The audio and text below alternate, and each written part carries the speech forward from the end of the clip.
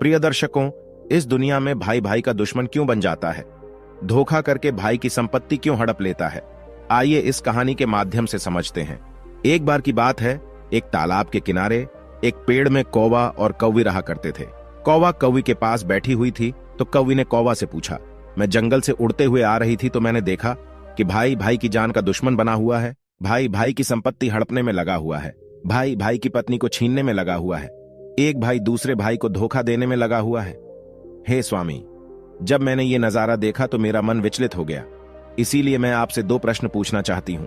यदि आप मेरे प्रश्नों का उत्तर देकर मेरे मन को संतुष्ट कर दें तो आपकी बड़ी कृपा होगी। फिर कौवा कौवी से कहता है, हे प्रिय, ठीक है, तुम अपने दोनों प्रश्न बताओ। मैं तुम्हें तुम्हारे दोनों प्रश्नों के उत्तर देकर तुम्हारे मन को संतुष्ट करने का पूरा प्रयास करूंगा। कौवी कहने लगी, हे स्वामी, मेरा पहला प्रश्न है कि भाई भाई का दुश्मन क्यों बन जाता है। मेरा दूसरा प्रश्न है, भाई का हिस्सा हड़पने वाले व्यक्ति को कौन सी सजा मिलती है। फिर कौवा कहता है, हे कौवी, तुम्हारे दोनों ही प्रश्न बहुत ही महत्वपूर्ण हैं। जो भी इन प्रश्नों से प्राप्त ज्ञान को अपने जीवन में उतारेगा वो कभी भी अपने भाई का दुश्मन नहीं बनेगा। वो अपने भाई का हिस्सा कभी भी नहीं हड़पेगा। वो अपनी भाई की पत्नी को कभी छीनने की कोशिश नहीं करेगा। कौवा कहता है, मैं तुम्हें तुम्हारे दोनों प्रश्नों के उत्तर देने से पहले एक छोटी सी कहानी सुनाता हूं। इस कहानी को बहुत ही ध्यान से सुनना। यदि तुमने इस कहानी को ध्यान से सुना तो निश्चित ही तुम्हारे दोनों प्रश्नों का उत्तर तुम्हें मिल जाएगा और तुम्हारा मन पूरी तरह से संतुष्ट हो जाएगा। फिर कौवी कौवा को कहानी पूरी सुनने का वचन देती है और कहती है, अब कहानी शुरू कीजिए, मैं कहानी को पूरा मन से सुनूंगी।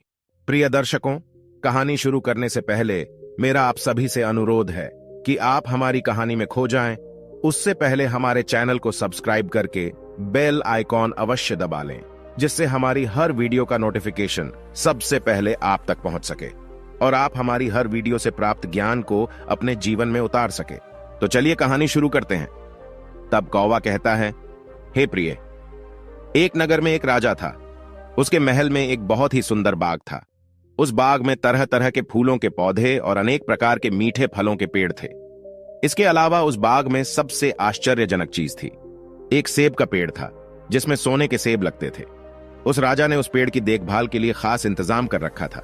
जब इसके फल पकते थे तो चौकीदार रात दिन उस पेड़ का पहरा दिया करते थे ताकि कोई सोने का सेब चुरा ना सके। कौवा कहता है, हे प्रिय, लेकिन एक दिन की बात है, जब बाग के माली ने सोने के सेबों को गिना तो उसमें एक सेब गायब था। माली तुरंत दौड़ता हुआ राजा के पास पहुंचा और राजा को सेब के पेड़ पर एक फल कम होने की खबर दी। राजा ने यह बात सुनी तो उसे बड़ा आश्चर्य हुआ कि बाग में उस पेड़ की देखभाल का इंतजाम करने के बाद भी उस पेड़ से फल कैसे चोरी हो गया। राजा ने ऐलान किया कि जिस व्यक्ति ने उस पेड़ का सेब चुराया है, उस व्यक्ति को जो भी पकड़ कर लाएगा उसे इनाम दिया जाएगा। राजा के 3 बेटे थे। सबसे बड़ा राजकुमार राजा से कहने लगा, पिताजी, रात को मैं बाग में पहरा दूंगा और चोर को पकड़ने की कोशिश करूंगा। फिर राजा ने अपने बड़े बेटे यानी बड़े राजकुमार को बाग में पहरा देने का आदेश दिया और चोर को पकड़ने की इजाजत दे दी। वो बड़ा राजकुमार रात में पहरा देने लगा, लेकिन 2 घंटे बाद ही बड़े राजकुमार को नींद आ गई और वो सो गया। कौवा कहता है, हे प्रिय, वो राजकुमार सुबह उठकर उसने सेबों को गिना तो वो देखकर चकित रह गया कि रात भर में एक सेब और गायब हो गया। फिर इसके बाद दूसरी रात को मझले राजकुमार ने पहरा देने का काम संभाला तो उसे भी नींद आ गई और तीसरे दिन भी सेब चोरी हो गया। पेड़ से लगातार फल चोरी होने से वो राजा बड़ा चिंतित था और दरबारी के भी समझ में नहीं आ रहा था कि क्या किया जाए। ये सोचते हुए सब उदास बैठे थे। इतने में सबसे छोटा राजकुमार आया और उसने कहा कि आज की रात मैं पहरा दूंगा और चोर को पकड़ लूंगा। प्रिय दर्शकों, कौवा कहता है, हे प्रिय, राजा सबसे छोटे राजकुमार से खुश नहीं रहता था।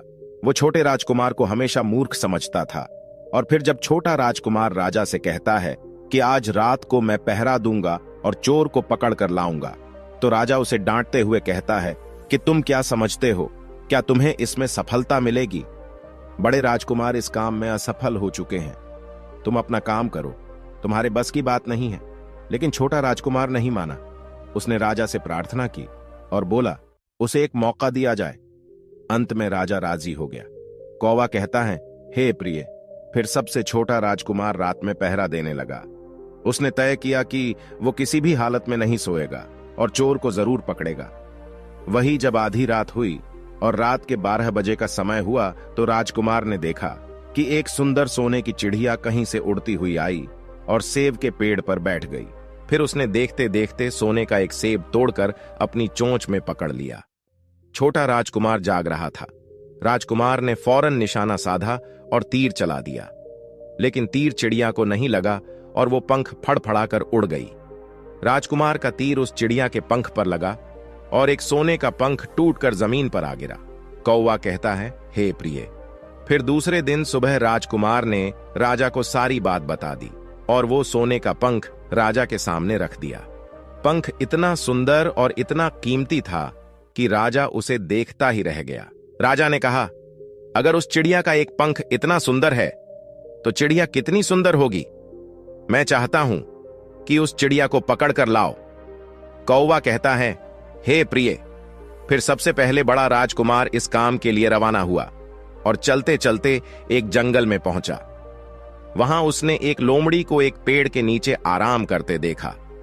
फिर राजकुमार ने शिकार के लिए मौका देखकर तीर अपने धनुष पर चढ़ा लिया। वह तीर छोड़ने ही वाला था कि लोमड़ी ने चिल्लाकर कहा, राजकुमार, मुझे मत मारो। मुझे पता है कि तुम सोने की चिड़िया की खोज में निकले हो। तुम मेरी राय मानो तो तुम्हारा काम जल्दी पूरा हो जाएगा। तुम इसी रास्ते से सीधे चले जाओ। शाम होने पर तुम एक गांव में पहुंचोगे। वहां तुम्हें आमने सामने 2 सराय मिलेंगे। वहीं एक सराय खूब सजी सजाई और दूसरी सराय बहुत ही भद्दी दिखाई देगी।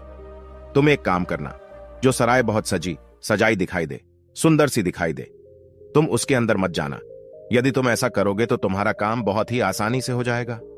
कौवा कहता है, हे प्रिय। वो लोमड़ी की बात सुनकर बड़े राजकुमार को हंसी आ गई और उसने चिल्लाकर कहा, भाग जा यहां से, मुझे तेरी सलाह की जरूरत नहीं है। और ऐसा कहकर बड़े राजकुमार ने लोमड़ी पर तीर छोड़ दिया, लेकिन लोमड़ी बहुत चालाक थी, वो बचकर भाग गई। बड़ा राजकुमार आगे चला गया। शाम को जब एक गांव में पहुंचा तो उसने देखा कि सड़क के किनारे सचमुच में 2 सराय थी। उसमें से एक सराय सजी सजाई थी और उसके अंदर से लोगों के नाचने गाने की आवाज आ रही थी। वहीं दूसरी सराय बहुत भद्दी थी और वहां अंधेरा था। राजकुमार ने लोमड़ी की बात पर गौर नहीं किया और राजकुमार सजी सजाए सराय में ठहर गया। थोड़ी देर में वो भूल गया कि वो असल में सोने की चिड़िया की खोज में निकला था, क्योंकि जो सजी सजाई सराय के अंदर जो भी व्यक्ति जाता था वो अपने जिस काम के लिए आता था उस काम को भूल जाता था। इसीलिए राजकुमार भी उस चिड़िया के बारे में भूल गया। जब काफी समय बीत गया और बड़ा राजकुमार नहीं लौटा तो मझला राजकुमार सोने की चिड़िया की खोज में चल पड़ा। वो भी उसी तरह चलते चलते जंगल में पहुंचा तो वही लोमड़ी उसे भी मिली और फिर उसी लोमड़ी ने मझले राजकुमार को भी वही बात बताई जो बड़े राजकुमार को बताई थी। मगर मझले राजकुमार ने भी उस लोमड़ी की बात पर कोई ध्यान नहीं दिया। जब शाम को वो उस गांव में पहुंचा तो बड़े राजकुमार की तरह सजी सजाई सराय में ठहर गया और वहां के नाच गाने के रंग में मस्त होकर वो भी अपना काम भूल गया। यहां तक कि उसे घर लौटने की भी सुध नहीं रही। कौवा कहता है, हे प्रिय।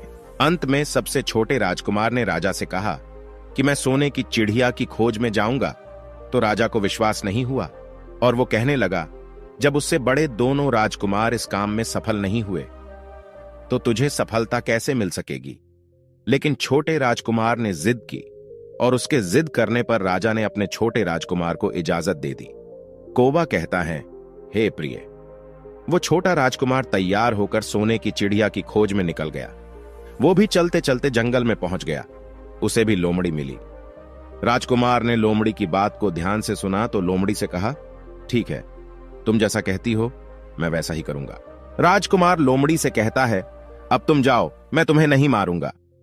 छोटे राजकुमार की बात सुनकर के वो लोमड़ी खुश होकर बोली, तुम सबसे अच्छे लड़के मालूम पड़ते हो। तुमने मेरी बात का मजाक नहीं बनाया और मुझ पर तीर नहीं चलाया। मैं तुमसे बहुत खुश हूं और मैं तुम्हारी मदद करूंगी। तुम एक काम करो, आओ तुम मेरी पूंछ पर बैठ जाओ। मैं तुम्हें उस सराय तक पहुंचा देता हूं जिस सराय में तुम्हें रुकना है और वहां से तुम्हारा काम बहुत ही आसान हो जाएगा। वही देखते देखते उस लोमड़ी की पूंछ काफी बड़ी हो गई और राजकुमार उस पर बैठ गया। उसके बैठते ही लोमड़ी हवा में उड़ने लगी और थोड़ी ही देर में मैदानों और पहाड़ों को पार करके उस गांव में जा पहुंची। वहीं राजकुमार ने उस लोमड़ी की सलाह को मानकर छोटी और पुरानी सराय में ही अपना डेरा डाल दिया।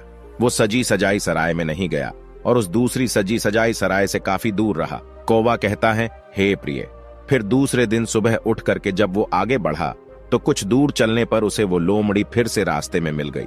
लोमड़ी ने उससे कहा, अब मैं तुम्हें बताती हूँ कि आगे तुम्हें क्या करना है। लोमड़ी ने कहा, तुम सीधे चलो, आगे चलने पर तुम्हें एक बहुत बड़ा किला मिलेगा जिस पर सिपाही पहरा देते होंगे। तुम सिपाहियों से डरना नहीं और सीधे अंदर चले जाना, क्योंकि उस समय वो सिपाही सो रहे होंगे और तुम बेधड़क होकर किले में घुसते जाना और उनके कमरों को पार करते हुए उस जगह पर पहुंच जाना जहां लकड़ी के एक मामूली पिंजरे में सोने की चिड़िया बंद होगी, और वहां पर पहुंच करके तुम चिड़िया को पिंजरे से सहित उठाकर किले से बाहर ले आना। लेकिन एक बात याद रखना, चिड़िया के पिंजरे के पास ही एक बहुत सुंदर सा सोने का पिंजरा भी तुम्हें दिखाई देगा। तुम भूल कर भी उस सोने की चिड़िया को सोने के पिंजरे में मत रखना। तुम उसमें रखने की कोशिश करोगे तो बाद में पछताओगे। और फिर ऐसा कहकर लोमड़ी ने राजकुमार को फिर से अपनी पूंछ पर बिठाया और थोड़ी ही देर में उस किले के पास पहुंचा दिया। कौवा कहता है, हे प्रिय। अब राजकुमार ने किले के पास जाकर देखा कि सचमुच उसके पहरेदार सो रहे थे, और फिर छोटा राजकुमार बिना डरे हुए सीधा महल में घुस गया और थोड़ी ही देर के बाद उस कमरे में जा पहुंचा जहां सोने की चिड़िया एक पिंजरे में बैठी हुई थी। उस पिंजरे के पास ही सोने के 3 सेब पड़े हुए थे। फिर तो उन तीनों सेबों देखकर राजकुमार ने फौरन पहचान लिया कि ये तीनों सोने के सेब उसके पिता के बाग के ही हैं। सोने की चिड़िया इतनी सुंदर थी कि राजकुमार उस चिड़िया को देखता ही रह गया, और वह उस चिड़िया को उठाकर लाने ही वाला था कि उसकी नजर पास ही पड़े एक सुंदर से पिंजरे पर पड़ गई। वह पिंजरा बहुत ही सुंदर था और उसमें तरह तरह के कीमती पत्थर जड़े हुए थे। और फिर उस सुंदर सोने के पिंजरे को देखकर छोटे राजकुमार के मन में लालच आ गया और उसने सोने की चिड़िया के लिए वही पिंजरा ठीक समझा। और राजकुमार लोमड़ी की बात को भूल गया कि उसने सोने के पिंजरे को छूने के लिए मना किया था। मगर राजकुमार लोमड़ी की बात भूलकर और उसने सोने की चिड़िया को लकड़ी के पिंजरे से निकालकर उस सोने के पिंजरे में बंद कर दिया। लेकिन नए पिंजरे में आते ही वो सोने की चिड़िया जोर जोर से शोर मचाने लगी और राजकुमार पिंजरे को उठाकर कमरे से बाहर भी नहीं निकल पाया था, क्योंकि चिड़िया के शोर मचाने पर उसकी आवाज से सिपाही कमरे में पहुंच गए और उन्होंने राजकुमार को पकड़ लिया। कौवा कहता है, हे प्रिय। फिर राजकुमार को अपनी भूल का पता चला। उसे याद आया कि लोमड़ी ने उसे क्या कहा था। लेकिन अब क्या हो सकता था। सिपाही उस छोटे राजकुमार को पकड़कर राजा के दरबार में ले गए। जाके पूछने पर राजकुमार ने सारी बात राजा को बता दी। फिर राजकुमार की बात को सुनकर राजा ने कहा, तुम मेरे महल में चोरी करने के लिए घुसे थे। मैं तुमको माफ नहीं कर सकता। तुम्हें फांसी की सजा दी जाएगी, लेकिन मैं तुम्हें एक मौका दे सकता हूं। अगर तुम मेरे लिए सोने का घोड़ा लाकर दो तो मैं तुम्हें ना सिर्फ छोड़ दूंगा बल्कि सोने की चिड़िया भी तुमको दे दूंगा। राजकुमार को अपनी जान बचाने के लिए राजा की शर्त माननी पड़ी और वो सोने के घोड़े की तलाश में निकल पड़ा। वो किले के बाहर जाने पर छोटे राजकुमार ने देखा कि लोमड़ी उसका इंतजार कर रही है, और फिर उसने लोमड़ी को सारी बातें बताई तो लोमड़ी ने निराश होते हुए कहा कि मैं अब तुम्हारी कोई मदद नहीं करूंगी। तुमने मेरे कहने के अनुसार काम नहीं किया। मैंने जिस तरह से कहा था, अगर तुम उस तरह से काम करते तो मुसीबत में नहीं फंसते और सोने की चिड़िया भी तुम्हारे हाथ में होती। कौवा कहता है, हे प्रिय। वो राजकुमार बोला, मुझे माफ कर दो, मुझसे गलती हो गई। मेरा काम तुम्हारी सहायता के बिना नहीं चलेगा। मुझे राजा ने सोने का घोड़ा लाने के लिए कहा है, वरना वो मुझे फांसी पर चढ़ा देगा। वो राजकुमार की बात को सुनकर लोमड़ी ने कहा, खैर मैं तुम्हें माफ करती हूं। अब तुम ऐसा करो, मेरी पूंछ पर बैठ जाओ। फिर लोमड़ी कहने लगी, चले चलो, कुछ दूर जाने पर तुम्हें एक दूसरा किला मिलेगा। इस किले की घुड़साल में तुम्हें सोने का घोड़ा बंधा हुआ मिलेगा। महल के नौकर चाकर सब सो रहे होंगे। तुम चुपचाप जाना और घोड़े को खोल लेना। लेकिन एक बात याद रखना, वहां घोड़े के पास में ही घोड़े पर कसने के लिए 2 जीन रखी होगी। उनमें से एक तो बहुत पुरानी चमड़े की जीन होगी और दूसरी सोने की जीन होगी। तुम सोने की जीन को छूना भी मत और उस घोड़े पर पुरानी चमड़े की जीन को कसकर सवार हो जाना और उसे दौड़ाते हुए किले से बाहर चले आना। वही लोमड़ी की बात सुनकर छोटे राजकुमार ने वादा किया कि वो ठीक वैसा ही करेगा। और फिर लोमड़ी ने उस छोटे राजकुमार को अपनी पूंछ पर बैठाया और कुछ ही देर में उस किले के पास पहुंचा दिया। वहीं किले के पास पहुंचते ही लोमड़ी ने राजकुमार को उतारा और फिर वहां से चली गई। राजकुमार सीधा फटाक से किले में घुस गया। अंदर जाकर उसने देखा कि वहां के सभी नौकर चाकर सोए हुए थे और फिर थोड़ी ही देर में वो किले की घुड़साल में पहुंच गया। राजकुमार ने पास जाकर देखा तो वो घोड़ा सचमुच सोने का था। ऐसा सुंदर घोड़ा उसने सपने में भी नहीं देखा था। राजकुमार ने आगे बढ़कर उस सोने के घोड़े को खोल लिया। जब वो बाहर निकलने लगा तो उसकी नजर एक कोने में पड़ी सोने की जीन पर पड़ी। वो जीन बहुत ही सुंदर थी। उसमें हीरे मोती जड़े हुए थे। उसके पास ही एक फटी पुरानी चमड़े की जीन पड़ी हुई थी।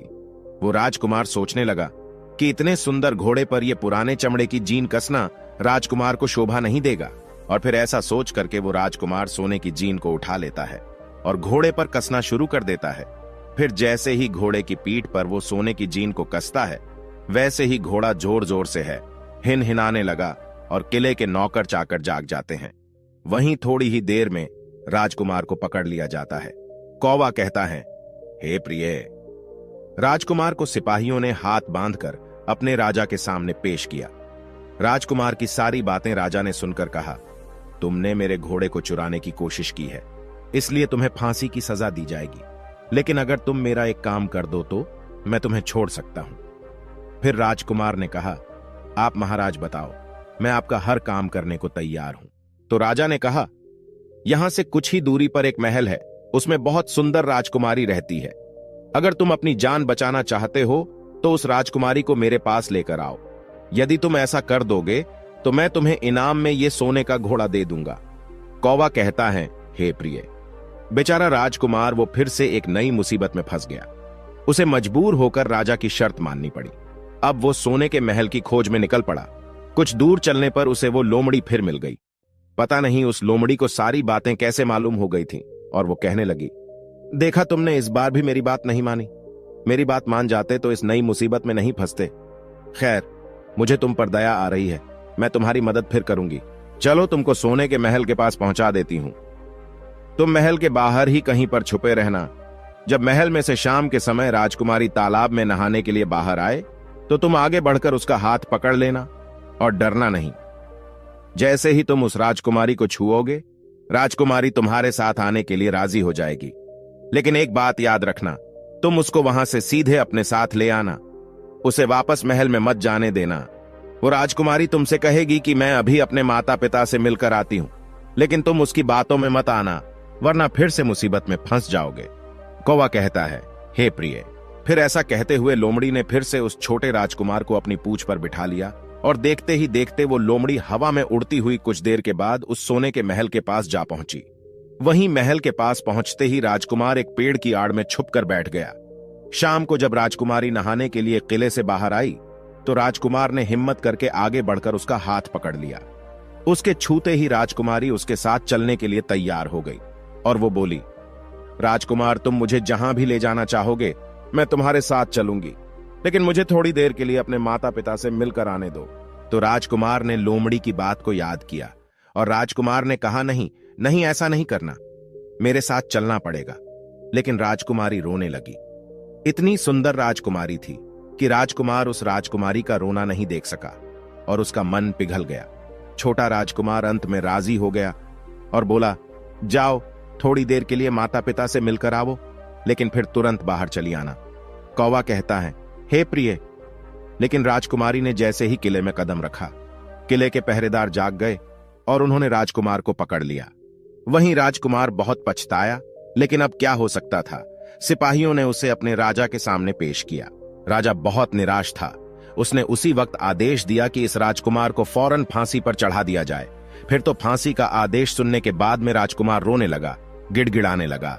इस पर राजा ने थोड़ी देर सोच विचार किया और कहा, मैं अपना आदेश वापस नहीं ले सकता, लेकिन अगर तुम मेरा एक काम कर दो तो तुम्हारी जान बच सकती है। फिर राजकुमार ने कहा, ठीक है, आप जो भी कहेंगे मैं आपका काम करूंगा। तो राजा ने कहा, हमारे किले के ठीक सामने एक बहुत बड़ा पहाड़ है। इसके कारण हमारे किले की सुंदरता नष्ट होती है। अगर तुम 8 दिन में इस पहाड़ को खोदकर साफ कर दो तो हम तुम्हें क्षमा कर देंगे और राजकुमारी का विवाह भी तुम्हारे साथ कर देंगे। वही राजकुमार किले के बाहर आकर पहाड़ को देखने लगा। उसके हाथ में एक छोटी सी कुदाली थी। उसके समझ में नहीं आ रहा था कि इतना बड़ा पहाड़ आखिर वो 8 दिन में कैसे खोद सकेगा। फिर भी राजकुमार अपनी जान बचाने के लिए उस पहाड़ को खोदना शुरू करता है। धीरे धीरे 7 दिन बीत गए। इतने दिन तक लगातार खोदने पर भी पहाड़ का सिर्फ एक कोना नहीं खोद सका। कौवा कहता है, हे प्रिय। राजकुमार अंत में दुखी होकर बैठ गया। उसे अब अपने आप पर बहुत अधिक क्रोध आ रहा था और मन ही मन में कह रहा था कि अगर मैंने लोमड़ी की बात मान ली होती तो कितना अच्छा होता। लोमड़ी ने मुझे हर बार सही सलाह दी और मैं हर बार उसका कहना ना मानकर नई नई मुसीबत में फंसता गया। कौवा कहता है, हे प्रिय। राजकुमार इस तरह सर झुकाए बैठा था कि अचानक उसे अपने पैरों के पास उस लोमड़ी की पूंछ हिलती दिखाई दी। फिर उसने नजर उठाकर देखा तो सचमुच वही लोमड़ी खड़ी थी। फिर लोमड़ी ने मुस्कुराते हुए कहा, क्यों, क्या हाल है? इस बार तो तुम्हारी मदद करने की मेरी जरा भी इच्छा नहीं थी, लेकिन मैं 7 दिन से तुमको पहाड़ खोदते हुए देख रही हूं। मुझे तुम पर दया आ गई और मैं तुम्हारी मदद के लिए चली आई। जाओ, तुम बहुत थक गए हो, सो जाओ। मैं थोड़ी ही देर में तुम्हारा काम पूरा कर दूंगी। और फिर इस बार राजकुमार ने तय कर लिया था कि अब वो लोमड़ी जैसा कहेगी वो वैसा ही करेगा। और फिर चुपचाप उठ करके वो राजकुमार एक तरफ सोने के लिए चला गया। वहीं थोड़ी ही देर में राजकुमार को नींद आ गई और सुबह जब वो सो करके उठा तो उसे अपनी आंखों पर विश्वास नहीं हो रहा था। वहां कहीं भी पहाड़ का नामो निशान नहीं था और महल का सुंदर दृश्य दिखाई दे रहा था। फिर तो राजकुमार सीधा राजा के पास पहुंचा। राजा उसके काम से बहुत खुश था। उसने तुरंत ही अपने वादे के अनुसार राजकुमारी के साथ उसका विवाह कर दिया। जब राजकुमार उस सुंदर राजकुमारी के साथ में कुछ दूर चला तो उसे रास्ते में फिर वही लोमड़ी मिली। लोमड़ी कहने लगी, बधाई हो राजकुमार। राजकुमारी के साथ तुम्हें देख करके मुझे बड़ी खुशी हो रही है, लेकिन अब तुम्हें सोने का घोड़ा और सोने की चिड़िया भी प्राप्त करनी चाहिए, क्योंकि वे दोनों चीज तुम्हारे ही लायक हैं और तुम उन्हें आसानी से प्राप्त कर सकते हो। कौवा कहता है, हे प्रिय। फिर राजकुमार बोला, लेकिन भला मुझे सोने का घोड़ा और सोने की चिड़िया कैसे मिल सकती है? मैं तो इस राजकुमारी को भी उस राजा के लिए लेकर जा रहा हूं जिसने राजकुमारी के बदले में मेरी जान बख्शी थी। फिर लोमड़ी कहने लगी, नहीं राजकुमार, तुम ऐसा काम कभी मत करना। इस राजकुमारी के साथ में तुम्हारा विवाह हुआ है, अब यह सिर्फ तुम्हारी है। अगर तुम मेरे कहने के अनुसार काम करो तो तुम्हें सोने का घोड़ा और सोने की चिड़िया भी मिल जाएगी। तुम सबसे पहले इस राजकुमारी को लेकर सोने के घोड़े वाले राजा के पास जाओ। राजा जब राजकुमारी को देखेगा तो खुश हो जाएगा और खुश होकर वह तुमको सोने का घोड़ा दे देगा। फिर तुम घोड़े पर सवार हो जाना और सवार होकर के सबसे विदा लेना। वहीं राजकुमारी से तुम बाद में विदा लेना। और जैसे ही तुम राजकुमारी के पास पहुंचो तो तुम हाथ पकड़कर घोड़े के ऊपर खींच लेना और घोड़े को दौड़ा देना, क्योंकि सोने का घोड़ा इतना तेज दौड़ता है कि दुनिया का तेज से तेज घोड़ा भी उसकी बराबरी नहीं कर सकता है। जाओ, तुम पहले इतना काम पूरा करो। इसके बाद आगे क्या करना है, बात का काम मैं बाद में बताऊंगा। जब तुम घोड़ा और राजकुमारी को लेकर आओगे तो तुम्हें वहां आगे मैं रास्ते में फिर मिलूंगी। कौवा कहता है, हे प्रिय। राजकुमार ने ठीक वैसा ही किया जैसा लोमड़ी ने उससे कहा था। जब सोने के घोड़े वाले राजा ने खुश होकर उसे इनाम में सोने का घोड़ा दिया तो राजकुमार उस पर सवार हो गया और सबसे विदा लेने लगा। अंत में वो राजकुमार राजकुमारी को उठाकर घोड़े पर बैठाकर घोड़े को तेजी से दौड़ाता हुआ किले से बहुत दूर निकल गया। वहीं रास्ते में एक पेड़ के नीचे लोमड़ी उसका इंतजार कर रही थी और उसे देखकर लोमड़ी बोली, शाबाश, अब तुम सोने की चिड़िया भी प्राप्त कर लो। जब तुम सोने की चिड़िया वाले राजा के पास पहुंचेंगे तो वो इस घोड़े को देख करके बहुत ही खुश होगा। तो तुम उससे कहना कि पहले सोने की चिड़िया का पिंजरा मेरे हाथ में दे दो, तब मैं ये घोड़ा तुमको दूंगा। फिर जैसे ही राजा जब वो पिंजरा तुम्हारे पास लाए तो तुम पिंजरा उसके हाथ से छीन लेना और घोड़े को दौड़ा देना। बस ऐसे चिड़िया तुमको मिल जाएगी और कोई तुम्हें पकड़ भी नहीं सकेगा। कौवा कहता है, हे प्रिय। इस बार भी राजकुमार ने ठीक वैसा ही किया जैसा लोमड़ी ने बताया था और वो राजकुमारी के साथ ही घोड़े पर बैठा रहा। और जब राजा ने उसके हाथ में सोने की चिड़िया का पिंजरा दिया तो उसने तुरंत घोड़े को वहां से भगा दिया। सोने का घोड़ा हवा से बातें करने लगा। वहीं कुछ दूर चलने पर लोमड़ी फिर उसे मिल गई। राजकुमार ने उससे कहा, तुमने मेरी बहुत बड़ी मदद की है। तुम्हारी वजह से मुझे न सिर्फ सोने की चिड़िया मिली बल्कि सोने का घोड़ा और इतनी सुंदर राजकुमारी भी मिल गई। बताओ, मैं तुम्हें क्या इनाम दूं? मैं तुमको कुछ ना कुछ देना चाहता हूं। फिर राजकुमार की बात को सुनकर वो लोमड़ी कहने लगी, अगर तुम खुश हो तो मेरा एक काम कर दो, तुम मुझ पर एक तीर चला करके मुझे मार दो। इस समय तुम यही सबसे बड़ा काम मेरे लिए कर सकते हो। फिर लोमड़ी की बात सुनकर राजकुमार कहने लगा, भला ऐसा कैसे हो सकता है? तुमने मेरी इतनी मदद की है और मैं बदले में तुम्हें मार दूं? ऐसा कभी नहीं कर सकता। फिर तो ऐसा सुन करके वह लोमड़ी बहुत दुखी हुई और बोली, अगर तुम मेरा यह काम नहीं कर सकते हो तो फिर ठीक है, जाओ। लेकिन जाने से पहले तुम्हारी भलाई के लिए मैं तुम्हें 2 बातें बता रही हूं, हमेशा ध्यान रखना। पहली बात तो यह है कि कभी भी किसी भी कुएं की दीवार पर मत बैठना, और दूसरी बात, ऐसे लोगों के लिए कभी धन खर्च मत करना जिन्हें फांसी मिलने वाली हो। कौवा कहता है, हे प्रिय। फिर लोमड़ी की बात सुनकर राजकुमार बोला, तुम भी अजीब हो, तुम्हारी बातें मेरी समझ में नहीं आती हैं। भला मैं कभी कुएं की दीवार पर क्यों बैठूंगा और ऐसे आदमियों पर धन खर्च क्यों करूंगा जिनको फांसी दी जाने वाली हो? लेकिन लोमड़ी ने उसकी बात का कोई जवाब नहीं दिया और अलविदा कह करके लोमड़ी वहां से चली गई। कौवा कहता है, हे प्रिय।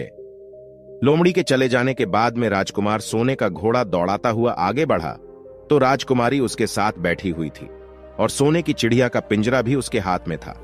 वहीं कुछ ही देर में राजकुमार उसे छोटे गांव में जा पहुंचा जिसमें वो दोनों सराय थी। गांव के लोग और खास तौर से बच्चे उसको देखने के लिए बाहर निकल कर आए। सोने के घोड़े पर इतनी सुंदर राजकुमार के साथ बैठी एक राजकुमारी को देख करके सभी सराय वाले चकित थे। इतने में ही राजकुमार ने देखा कि गांव के बगीचे में एक जगह बहुत से लोग जमा हैं और कुछ शोर हो रहा है। फिर राजकुमार के पूछने पर लोगों ने बताया कि वहां पर 2 आदमियों को फांसी देने की तैयारी हो रही है। फिर तो राजकुमार उन आदमियों से मिलने के लिए उधर को चल पड़ा और वहां पहुंचने पर उसने देखा कि वो 2 आदमी जिनको फांसी दी जाने वाली थी वो कोई और नहीं बल्कि उसके सगे बड़े भाई थे, जो सजी सजाई सराय में पहुंच गए थे और अपनी सुध बुद्ध खो बैठे थे। वहीं तरह तरह के बुरे काम करते थे और जुआ खेलते थे और जुए में बहुत सारा धन हार चुके थे। उन्होंने लोगों से बहुत सारा रुपए उधार ले लिया था और इन्हीं सब बातों से चीड़ करके गांव वाले उन दोनों बड़े राजकुमारों को फांसी पर चढ़ाने जा रहे थे। कौवा कहता है, हे प्रिय। भाई आखिरकार भाई होता है, छोटा राजकुमार ऐसा कैसे होने देता? उसने अपने बड़े भाइयों को बचाने के लिए वहां के लोगों से कहा, मुझसे रुपया ले लो और तुम इन लोगों को छोड़ दो। और फिर उसके बहुत विनती करने पर वहां के लोग राजी हो गए और उन्होंने उन दोनों आदमियों को रिहा कर दिया। वहीं राजकुमार अपने भाइयों को छुड़ाकर अपने महल की तरफ चल दिया। आगे कुछ दूर चलने पर जंगल में एक कुआं दिखाई दिया। फिर राजकुमार कुछ सोचकर राजकुमारी से कहता है, हम कुछ देर के लिए इस कुएं के पास आराम करते हैं और यहां पर ठंडा पानी पीने के बाद हम यहां से आगे के लिए प्रस्थान करेंगे। राजकुमार की बात सुनकर राजकुमारी मान गई। इधर राजकुमार लोमड़ी की दोनों बातों को भूल चुका था, जो कि लोमड़ी ने विदा के समय कहा था कि कभी भी घोड़े से उतरकर कुएं की दीवार पर मत बैठना और कभी भी ऐसे आदमियों की मदद मत करना जिनको फांसी लगने वाली हो। वही जैसे ही छोटा राजकुमार राजकुमारी के साथ में उस कुएं के किनारे पर बैठा, तब तक उसके दोनों बड़े भाई आ गए। जलने लगे, इसको तो सुंदर राजकुमारी मिल गई और इतना सारा धन भी मिल गया और पिताजी भी इसकी बुद्धिमानी की प्रशंसा करेंगे, इसकी घर में इज्जत बढ़ जाएगी। कल तक पिताजी इसे मूर्ख समझते थे, आज यही बुद्धिमान माना जाएगा। इसलिए दोनों भाइयों ने सलाह करके और मौका देखकर अपने छोटे भाई छोटे राजकुमार को कुएं में धकेल दिया और उसके बाद सोने का घोड़ा लेकर घोड़े पर राजकुमारी को बिठाकर सोने की चिड़िया का पिंजरा उठाकर वहां से चलते बने। और फिर इस प्रकार धन और राजकुमारी के लालच में बड़े दोनों भाइयों ने छोटे भाई को मौत के मुंह में धकेल दिया। फिर कुछ ही देर में दोनों बड़े राजकुमार अपने राज्य में लौट आए। घर लौटकर राजा से कहा, हम सोने की चिड़िया को पकड़कर लाए हैं। इसी चिड़िया ने हमारे बाग से सोने के सेब चुराए थे। हम ये सोने का घोड़ा और ये राजकुमारी लाए हैं। ये सब देखकर राजा बहुत खुश हुआ। सारे राज्य में वहां के लोग खुशियां मनाने लगे। वहीं राजकुमारी खुश नहीं थी, वो रो रही थी। उसने खाना पीना भी छोड़ दिया। वहीं घोड़े ने भी खाना बंद कर दिया और चिड़िया ने भी दाना पानी बंद कर दिया। राजा ने बहुत कोशिश की, लेकिन ना तो राजकुमारी खुश हुई और ना ही सोने का घोड़ा और ना ही सोने की चिड़ियों ने दाना खाना शुरू किया। कौवा कहता है, हे प्रिय। उधर वो छोटा राजकुमार कुएं में गिर गया था, लेकिन वो मरा नहीं था।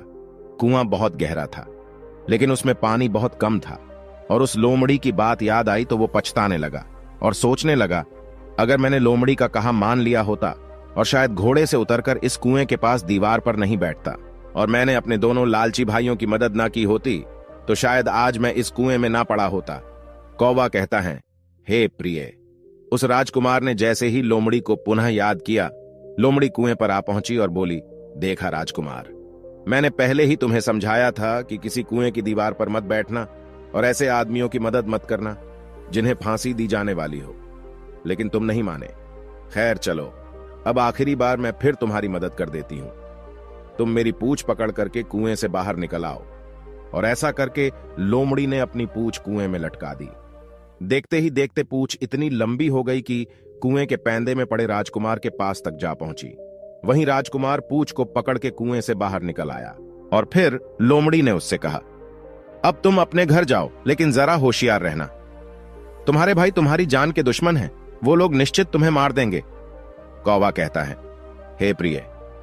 वो राजकुमार घर की ओर चल पड़ा। अपने राज्य में पहुंचने पर उसे एक भिखारी मिला, तो भिखारी को उसने अपनी सुंदर कपड़े दान में दे दिए और उसके फटे पुराने कपड़े पहन लिए। इस तरह भेष बदलकर वो छोटा राजकुमार अपने किले में पहुंच गया। और वहां उसके पहुंचने पर एक बड़ी आश्चर्यजनक बात हुई। सोने का घोड़ा खुशी से नाचने लगा और दाना खाने लगा।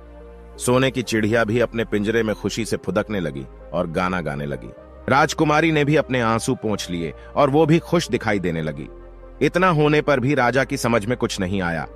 फिर उसने राजकुमारी से इस खुशी का कारण पूछा, तो राजकुमारी बोली, मैंने तो पहले ही आपको सारी कहानी बता दी थी। आपके बड़े और मझले राजकुमार ने छोटे राजकुमार के साथ धोखा किया है। इन्होंने आपके साथ भी धोखा किया है, लेकिन अब आपका छोटा राजकुमार यहां पर पहुंच चुका है, इसलिए मुझे बहुत खुशी हो रही है। उसी के साथ मेरी शादी हुई है और मैं उसी के साथ खुश रह सकती हूं। फिर राजकुमारी ने राजा से इतनी बात कहकर मैले फटे पुराने कपड़े पहने एक आदमी की तरफ इशारा किया और बोली, महाराज, वो देखो, आपका छोटा राजकुमार खड़ा है। कौवा कहता है, हे प्रिय। राजा ने भी अपने छोटे राजकुमार को पहचान लिया और उस राजा ने अपने छोटे बेटे के बारे में विचार बदल दिए। वो सोचने लगे, मेरा छोटा बेटा मूर्ख नहीं बल्कि सबसे होनहार और बुद्धिमान है। अब तो वो उसको बहुत ही समझदार और बहादुर मानने लगा और अपने सबसे छोटे बेटे को सबसे अधिक प्यार करने लगा। और फिर राजा ने छोटे राजकुमार को राजगद्दी पर बिठाने का निश्चय किया। वही राजा ने कहा कि भाई को कभी भी भाई की पत्नी को हड़पना नहीं चाहिए और ना ही भाई का कभी हिस्सा हड़पना चाहिए, ना ही लालच में आकर के भाई को मौत के घाट उतारना चाहिए। जो भी भाई अपने भाई के साथ में ऐसा करता है उसे दंडित अवश्य किया जाना चाहिए। राजा कहता है कि बड़े और मझले राजकुमार ने अपने छोटे भाई को ही धोखा नहीं दिया बल्कि राजा को भी धोखा दिया है। इससे राजा अपने बड़े राजकुमारों से बहुत नाराज था और फिर उसने दोनों बड़े राजकुमारों को सजा देने का ऐलान किया और अपने राज्य से हमेशा के लिए निकलवा दिया। और राजा कहने लगा, जो भाई भाई की पत्नी को छीनता है, जो भाई के साथ में गलत व्यवहार करता है, जो भाई के धन को हड़पता है, ऐसे भाई को हमेशा के लिए घर से बेघर होना पड़ता है। यही विधि का विधान है। कौवा कहता है, हे प्रिय। जब राजा ने अपने दोनों बड़े राजकुमारों को राज्य से हमेशा के लिए निकलवा दिया, उसके बाद में बड़ी धूमधाम के साथ राजकुमारी के साथ राजकुमार का विवाह किया और फिर छोटा राजकुमार राजकुमारी के साथ में सुखी से रहने लगा। वो छोटा राजकुमार उस लोमड़ी को नहीं भूला था जिसने उसकी सहायता की थी और एक दिन समय निकालकर वो जंगल में उस लोमड़ी की खोज में निकला। बहुत ढूंढने के बाद में एक पेड़ के खोखले भाग में उसने उस लोमड़ी को चुपचाप बैठा हुआ देखा। लोमड़ी बहुत उदास थी और पहले से बहुत ज्यादा कमजोर हो गई थी। राजकुमार को देखते ही लोमड़ी ने उसे पहचान लिया और कहा, आओ राजकुमार, आज इधर कैसे आना हुआ? तो राजकुमार ने कहा, मैं आज तुम्हें ही ढूंढने के लिए आया हूं। चलो मेरे बाग में आराम से रहना, वहां तुम्हें किसी तरह की तकलीफ नहीं होगी। यहां तो जंगल में तुम्हें खाने पीने की तकलीफ होती होगी और जंगली जानवरों और शिकारी का डर हमेशा बना रहता होगा। लोमड़ी ने कहा, नहीं राजकुमार, मैं यहां पर ठीक हूं और भला अब तुम्हें मेरे दुखों से क्या लेना देना? तुम्हारा काम निकल गया, अब तुम राजकुमारी के साथ में सुखपूर्वक अपने महल में राज करो। कौवा कहता है, हे प्रिय। फिर लोमड़ी की बात सुनकर छोटा राजकुमार बोला, नहीं, तुमने मेरा बड़ा उपकार किया है, मैं तुम्हें इनाम देना चाहता हूं और अपने साथ ही रखना चाहता हूं। राजकुमारी भी बहुत खुश होगी, वो भी तुमसे मिलना चाहती है। तो लोमड़ी ने कहा, अगर तुम सचमुच मुझे इनाम देना चाहते हो तो मेरा एक काम कर दो। मैंने तुमसे पहले भी कहा था कि तुम तीर चलाकर मुझे मार दो, इसी से मेरा लाभ होगा। असल में मैं तुम्हें अपनी कहानी सुनाती हूं। एक जादूगर ने मुझ पर जादू कर रखा है। मैं लोमड़ी नहीं हूं। मुझे उसके जादू के प्रभाव से लोमड़ी के रूप में रहना पड़ रहा है। मैं तो इस देश का राजकुमार हूं, जहां की राजकुमारी से तुम्हारा विवाह हुआ है। असल में वो राजकुमारी मेरी छोटी बहन है, जिसके साथ में तुम्हारी शादी हुई है। अगर तुम तीर चलाकर मुझे मार दोगे तो मैं इस जादू के प्रभाव से मुक्त हो जाऊंगा और फिर से राजकुमार बनकर अपने देश लौट सकूंगा। छोटा राजकुमार इस बात को सुनकर एकदम से आश्चर्य में पड़ गया और फिर उसने फौरन अपने धनुष पर तीर चढ़ाया और लोमड़ी के ऊपर छोड़ दिया। तीर लगते ही वो लोमड़ी मर गई और उसमें से एक सुंदर सा राजकुमार निकल आया। फिर दोनों राजकुमार आपस में गले मिले और इसके बाद दोनों राजकुमार वापस महल में लौट आए। राजकुमारी अपने भाई से मिलकर बहुत ही खुश हुई। अंत में कौवा कहता है, हे प्रिय, तुम्हारा पहला प्रश्न था कि भाई भाई का दुश्मन क्यों हो जाता है, तो समझ लो, धन के लोभ में आकर व्यक्ति भाई जैसे पवित्र रिश्ते को भूल जाता है और धनवान होने के चक्कर में भाई भाई की हत्या कर देता है। मगर राजकुमार की भाइयों की तरह जो भाई ऐसा करता है, एक दिन उसका सर्वनाश हो जाता है। अंत में कौवा कहता है, हे प्रिय, तुम्हारा दूसरा प्रश्न था, भाई का हिस्सा हड़पने वाले व्यक्ति को कौन सी सजा मिलती है, तो समझ लो, भाई का हिस्सा या उसकी पत्नी या उसका धन हड़पने वाले व्यक्ति को घर से बेघर होना पड़ता है। जिस प्रकार राजकुमार के दोनों भाइयों को राजा ने राज्य से हमेशा के लिए निकाल दिया और वो घर से बेघर हो गए, इसलिए भाई जैसे पवित्र रिश्ते को कभी कलंकित नहीं करना चाहिए। भाई भाई के बीच में जहां प्रेम रहता है, वो घर स्वर्ग के समान होता है। फिर कौवे कहने लगी, हे स्वामी, आज की कहानी सुनकर के मेरा मन प्रफुल्लित हो गया। वास्तव में एक भाई को हमेशा दूसरे भाई की मदद करनी चाहिए, ना कि उसको बर्बाद करना चाहिए। तो प्रिय दर्शकों, यदि आपको भी अपने भाई से प्यार हो तो आप इस चैनल को सब्सक्राइब करें। और हां, आपको यह कहानी कैसी लगी हमें कमेंट बॉक्स में जरूर बताएं। धन्यवाद।